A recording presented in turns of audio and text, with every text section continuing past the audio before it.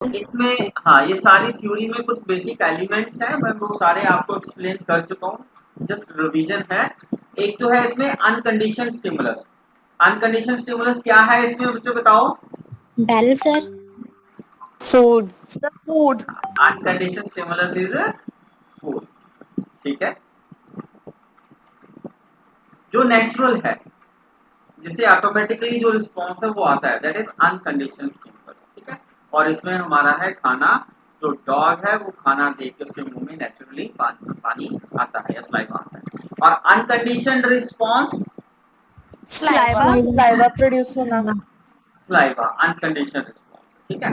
Unconditioned stimulus को देख के जो जो रिस्पॉन्स आया उसको हम कहते हैं अनकंडीशनड रिस्पॉन्स। देखो ये पीछे भी मैंने बताया, अनकंडीशनड स्टिमुलस को देख के जो रिस्पॉन्स आया उसको हम कहते हैं अनकंडीशनड रिस्पॉन्स। ये पहली बात क्लियर है, ठीक है। उसके बाद कंडीशन स्टिमुलस। अब इसमें कंडीशन स्टिमुलस क्या है बच्चे? बेल। बैल। हाँ, इसमें बेल जो है वो हमारा कंडीशनड स्टिमुलस है, ठीक है।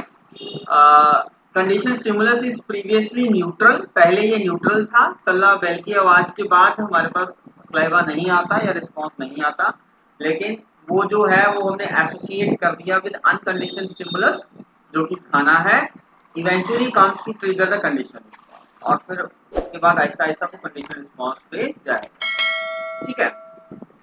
अच्छा, कंडीशन स्टिमुलस जो है वो एक से ज्यादा भी हो सकते हैं बच्चे, जैसे बेल बजाई, ठीक है, बेल प्लस लाइट, ये दो हमने कंडीशन स्टिमुलस उसको दिए और दोनों को पेयर करके फूड के साथ पेयर किया, दोनों की कंडीशनिंग होगी और फिर सलाइवा आएगा, ठीक है। बच्चे ये समझ में आई बात, bell plus light? Yes yes sir. Sir. Yes sir. हम तीन के साथ भी कर सकते हैं इसको कंबाइन, ठीक है, वो आपकी मर्जी है कि कंडीशनिंग हम कैसे करनी है। ओके, अब ये जो कंडीशन रिस्पॉन्स की बात हम कर रहे हैं, यहाँ पे हमने कंडीशन स्टिमुलस कर लिया, और कंडीशन रिस्पॉन्स क्या है?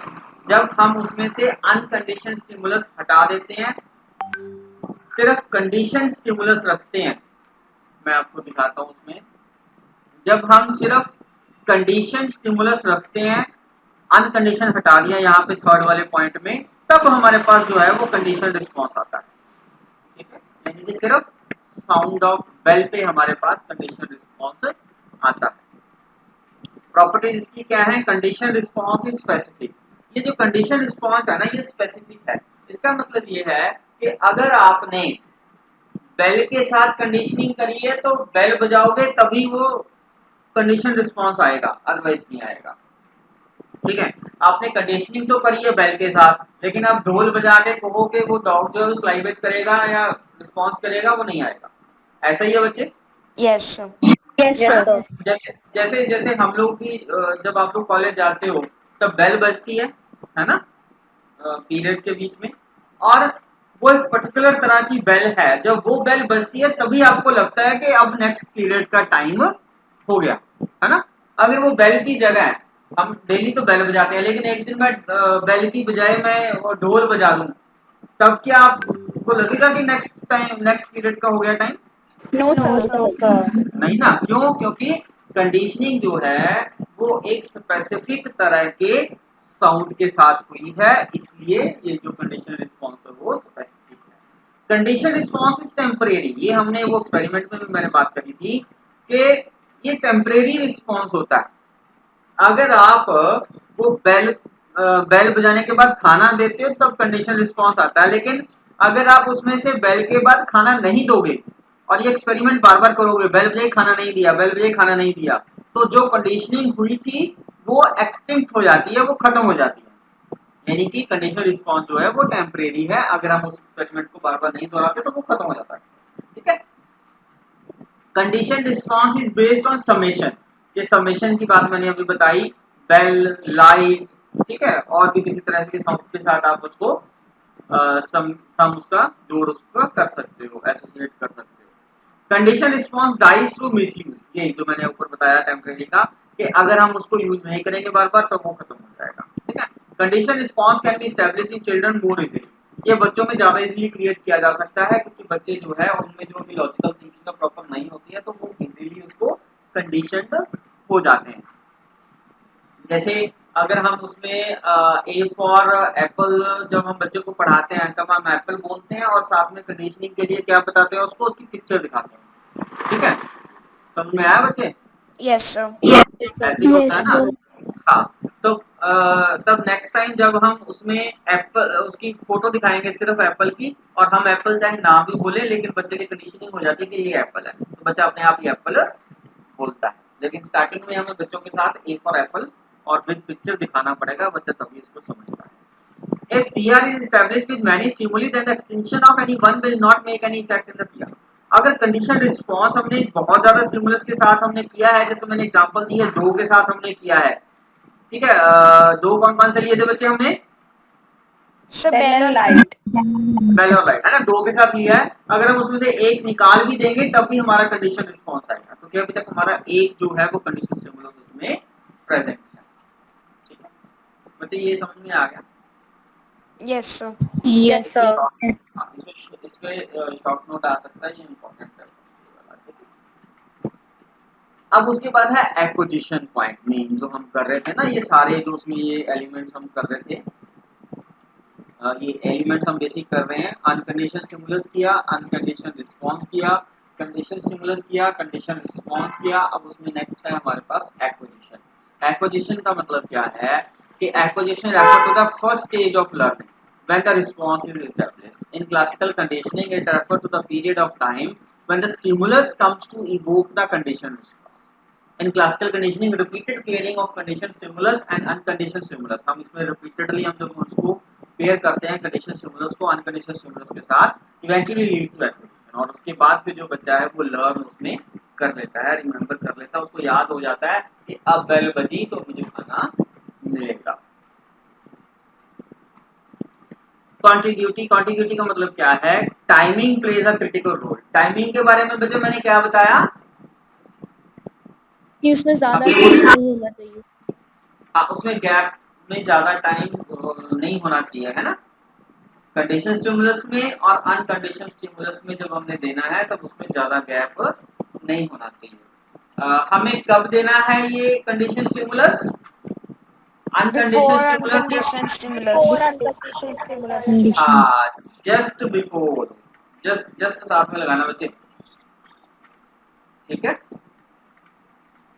Yes, sir. ज्यादा उसमें गैप, हाँ ज्यादा उसमें गैप नहीं होना चाहिए। Okay, now strength of UCS, ये नेक्स्ट भी एलिमेंट्स ही चल रहे हैं। स्ट्रेंथ ऑफ यूसीएस इसका मतलब क्या है? अनकंडीशनल स्टिमुलस जो है वो stronger than the conditional stimulus होना चाहिए, ठीक है। अब देखो बेल और खाना, खाना जो है वो ज्यादा स्ट्रॉन्ग है देन कंडीशनल स्टिमुलस बेल से। समझ में आ रही है बात? Yes, sir. Yes, sir. अगर हम बेल बजाने के बाद Yes, sir. उसको कुछ और चीज देंगे, खाना नहीं देंगे, तब सलाइवा नहीं आएगा, ठीक है, तब जो कंडीशनिंग है वो नहीं। देन स्टिमुलस जनरलाइजेशन, ये बड़ा इंपॉर्टेंट पॉइंट है कि कंडीशनिंग में स्टिमुलस जनरलाइजेशन होता है कि कंडीशन स्टिमुलस जो भी हमने लगाया to evoke similar responses after the response has been condition, ठीक है। इसमें मतलब ये है कि बच्चा जो है वो जनरलाइज कर लेता है। जैसे हमारी जो कंडीशनिंग है इस एक्सपेरिमेंट में किससे हुई है? बेल के साथ हुई है नॉर्मली, ठीक है। तो अगर उस बेल की आवाज में थोड़ा बहुत फर्क भी आएगा तब भी हम उसको जनरलाइज कर लेंगे कि अब ये नेक्स्ट पीरियड का टाइम हो गया, ठीक है बच्चे, होगा ऐसे। Yes, sir. मैंने इसमें ये कहा है कि अगर हमने कहा था कि कंडीशनल रिस्पॉन्स जो है वो स्पेसिफिक होता है, स्पेसिफिक का मतलब क्या है कि एक पर्टिकुलर टाइप ऑफ स्टिमुलस के साथ ही हमारा जो है वो कंडीशनिंग होती है। लेकिन अब हमने इसमें कहा कि जनरलाइजेशन, जनरलाइजेशन का मतलब ये है कि उस साउंड के साथ या बेल की जो साउंड है अगर उसके साथ थोड़ी बहुत मिलती जुलती आवाज भी आएगी तब भी वो सलाइवा आएगा, तब भी कंडीशन रिस्पॉन्स आएगा, बच्चा जो है या जो डॉग है वो उसको जनरलाइज कर रहा है, जो लर्नर है वो थोड़ा बहुत उसको जनरलाइज कर देता है। देखो एग्जांपल लिखी हुई है यहाँ पे कि if a child has been condition to fear a stuffed white rabbit, बच्चा व्हाइट रैबिट से डरता है, स्टफ्ड जो खिलौना है, it will exhibit fear of object similar to the condition similar, तो उसके साथ मिलता जुलता जो भी ऑब्जेक्ट होगा, जो भी खिलौना होगा, बच्चा उससे भी डरेगा। सच एज कैसा, व्हाइट टॉय रैट, बच्चा व्हाइट टॉय रैट से भी डरेगा। वो कोई भी व्हाइट चीज जो है जो स्टफ्ड होगी उससे बच्चा डरेगा। बच्चे ऐसा होगा कि नहीं बताओ? होगा सर। है ना, डर है ना, डर है ना, बच्चा जो है डर रहा है, अगर वो व्हाइट स्टफ्ड रैबिट से डरता है तो वो व्हाइट टॉय रैट जो होगा, व्हाइट चीज, उससे भी डरेगा। इसी तरह हमारा जो एक्सपेरिमेंट चल रहा है उसमें मैंने कहा कि एक पर्टिकुलर टाइप ऑफ बेल के साथ बच्चे की कंडीशनिंग हुई है, और अगर हम उस बेल में थोड़ी बहुत वेरिएशन करेंगे तब भी सलाइवा आएगा या बच्चे का कंडीशन रिस्पॉन्स आएगा। बहुत ज्यादा आवाज चेंज नहीं करनी, फिर वो स्पेसिफिक वाली बात पे चला जाएगा, फिर सलाइवा या कंडीशन रिस्पॉन्स नहीं आएगा। बच्चे पॉइंट क्लियर हुआ? Yes sir. Yes, sir. इसमें क्या कहागा कि जो सब्जेक्ट है, व्यक्ति है, बच्चा है या डॉग जो है, वो डिस्क्रिमिनेट करता है between similar stimuli and to only respond to specific. बच्चा अलग अलग तरह के स्टिमुलस को पहचानता है। हाँ, ये डिस्क्रिमिनेशन वाला नेक्स्ट पॉइंट यही आ गया कि discrimination is the ability to differentiate between a condition stimulus and other stimuli that have not been paired with unconditional stimulus. तो बच्चा जो है, लर्नर जो है, वो डिस्क्रिमिनेट या डिफरेंशिएट कर पाता है जिससे कंडीशनिंग हुई है, और जो चीज हमने पेयर नहीं की, एसोसिएट नहीं की, उसमें डिफरेंशिएट करता है। ठीक है? Yes sir. हाँ, उसके बाद है एक्सटिंक्शन। एक्सटिंक्शन की बात भी मैंने आपको पहले बताई थी। Extinction refers to gradual weakening of condition response that results in the behaviour decreasing और डिसअपियरिंग। अगर हम बार बार पहले बजाने के बाद उसको खाना नहीं देंगे तब वो जो रिस्पॉन्स है, कंडीशन रिस्पॉन्स है उस बच्चे का, लर्नर का, वो एक्सटिंक्ट हो जाएगा, वो उसके साथ पेयर नहीं रहेगा। स्पॉन्टेनियस रिकवरी, ये भी बड़ा इंपॉर्टेंट पॉइंट है बच्चे, इस पे भी ये शॉर्ट नोट आ सकता है, what is spontaneous recovery in Pavlov classical conditioning theory. ठीक है, स्पॉन्टेनियस रिकवरी का मतलब ये है that reappearance of the condition response after rest period और पीरियड ऑफ लेसन रिस्पॉन्स। इसका मतलब ये है कि हमने पहले जो डॉग की कंडीशनिंग करी थी, बेल के साथ उसको खाना दिया, उसकी कंडीशनिंग हो गई, लेकिन फिर वो एक्सटिंक्शन भी हो गया, वो भूल गया।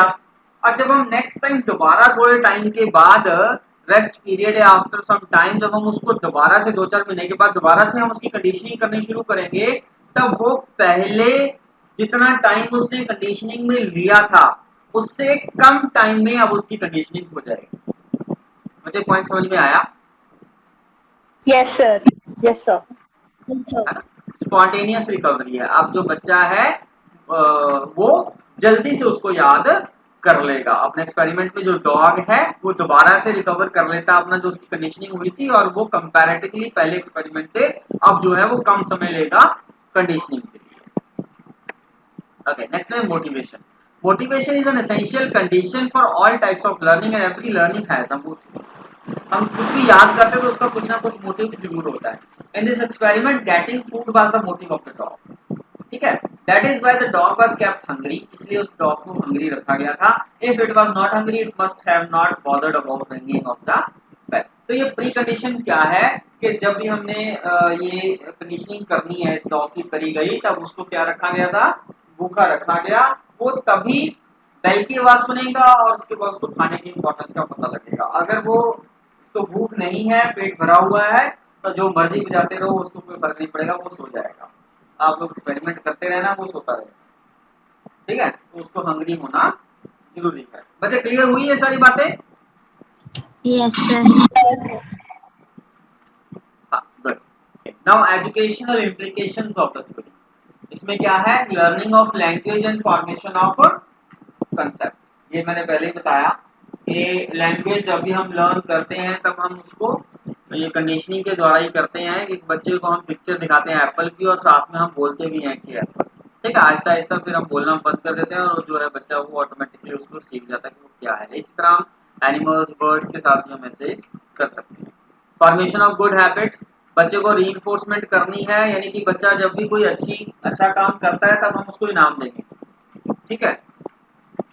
लाइक जैसे बच्चे ने कोई होनेस्टी कोऑपरेशन सिंसियरिटी वाला कोई काम किया है तब हम उसको रीइंफोर्समेंट दे देते हैं।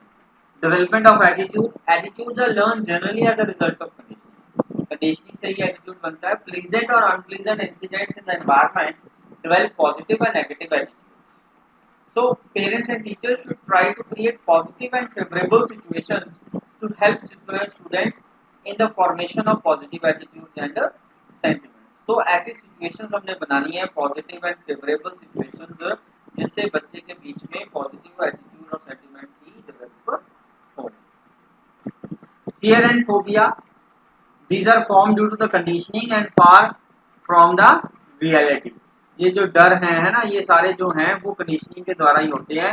People become afraid of certain things and animals which are not fearful in reality. असल में चाहे वो मतलब उनसे डर लगे ना लगे, लेकिन वो कंडीशनिंग ऐसी हो जाती है कि वो डरना शुरू कर देते हैं। With the help of D conditioning, हम डी कंडीशनिंग उनकी कर सकते हैं।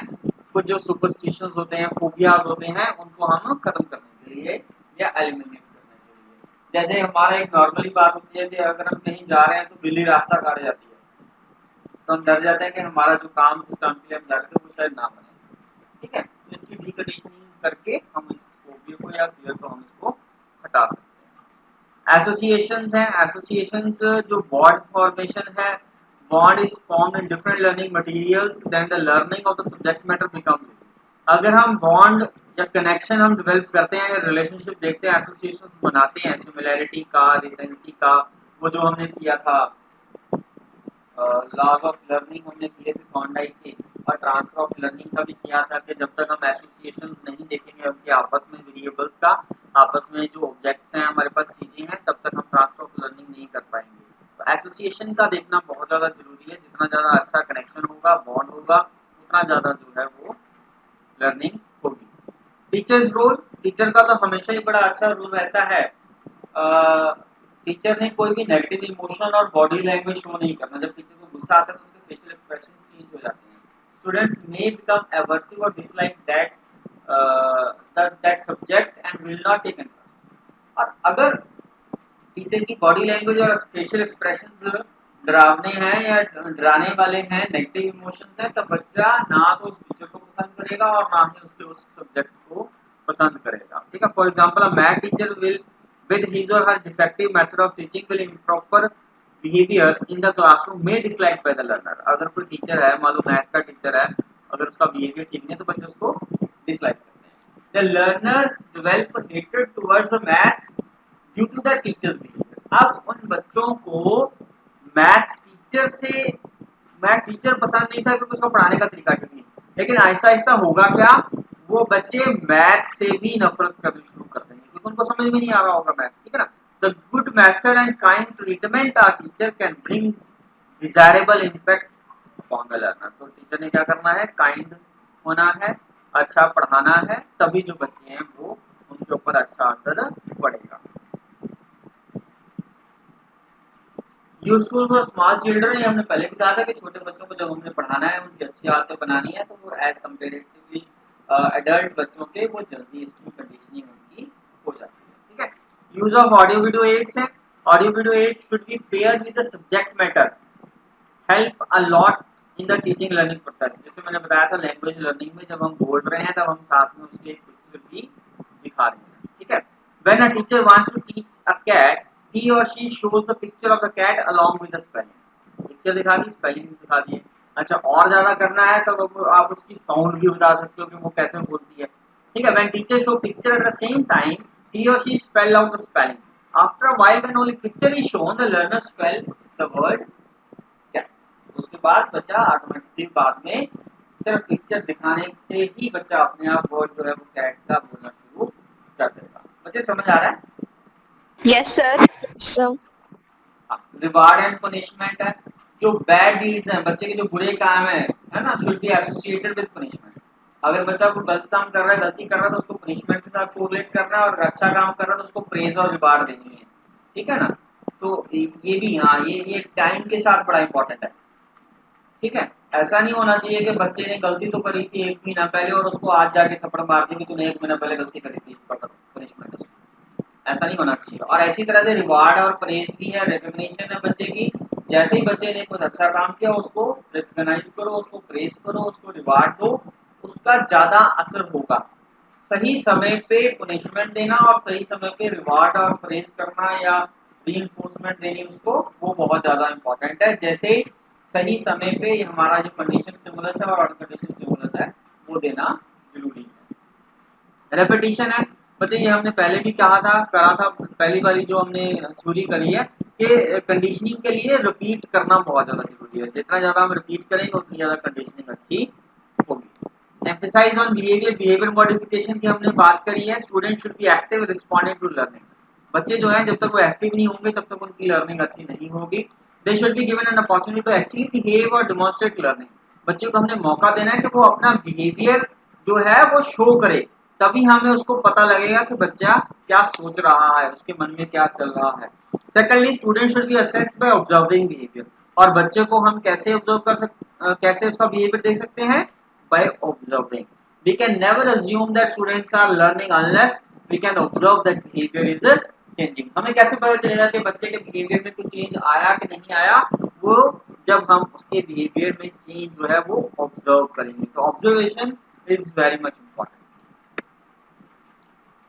ये कुछ रेफरेंसेस हैं जिन किताबों का रेफरेंस है, ठीक है। अगर आपको बच्चे समझ आ गया तो धन्यवाद, थैंक यू। बताओ अगर कुछ समझना है तो। आ गया सर। कुछ नहीं समझना बच्चे?